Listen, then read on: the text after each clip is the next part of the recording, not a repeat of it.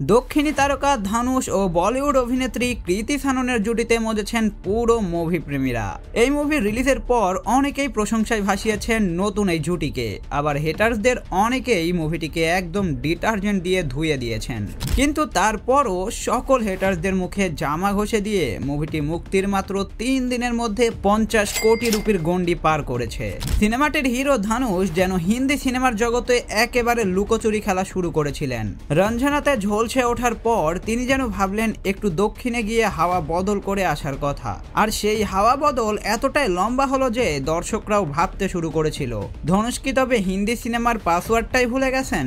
সে যাই হোক, আনন্দেল রায়ের সঙ্গে তার রঞ্জনা তো সত্যিকারের ব্লকবাস্টারের হাতে খড়ি। পরিচালক ও নায়ক দুজন মিলে যেন এমন কেমিস্ট্রি তৈরি করেছিলেন যা দেখে দর্শকেরা বলেছিল এরা একসাথে থাকলেই কাণ্ড কারখানা জমে ওঠে। পরে অবশ্য আতরাঙ্গিরে দিয়ে তারা আবার জুটি বাঁধলেন, কিন্তু দুর্ভাগ্য সিনেমাটা সরাসরি ওটিটিতে নেমে গেল। যেন হলে না গিয়েই দর্শকের ড্রয়িং রুমে ঢুকে পড়ার একটা তাড়া ছিল। তবে ব্যাপারটা এখানেই শেষ নয়, অনেকটা নাটকীয় অঙ্গিকে দুই জাদুকরের মতো তারা আবার একসঙ্গে ফিরে এসেছেন তেরে ইশকি মেতে। এটাকে তাদের গ্র্যান্ড রিইউনিয়ন বললেও ভুল হবে না। যেন দীর্ঘদিন পর দর্শকেরা ফিস ফিস করে বলতে পারছে ওহ, কিংবদন্তি জুটি ফিরে এসেছে। এবার দেখার বিষয় তারা আবার রঞ্জনার মতোই পর্দা কাঁপাতে পারবে কিনা, নাকি ধানুষ আবার একটু হাওয়া বদল করার প্ল্যান করে রাখছেন, সে কথা বলা মুশকিল। যাই হোক, তেরে ইশকি মে মুভিতে ধানুষকে দেখা গেছে এমন এক আবেগপ্রবণ ও প্রথম দেখায় প্রেমে পড়া তরুণের চরিত্রে। তাকে দেখে মনে হবে প্রেমিকার জন্য সে কি করতে চায় তা বোধ হয় সে নিজেও জানে না। তার মনোভাব এমন যে কখনো রোমান্সে ভাসছে, আবার আরেক মুহূর্তে অস্থিরতায় আগুন হয়ে উঠছে। সেই আগুন অবশ্য দাও দাও করে জ্বলে ওঠে যখন তার চোখ পড়ে নায়িকার মুক্তির দিকে।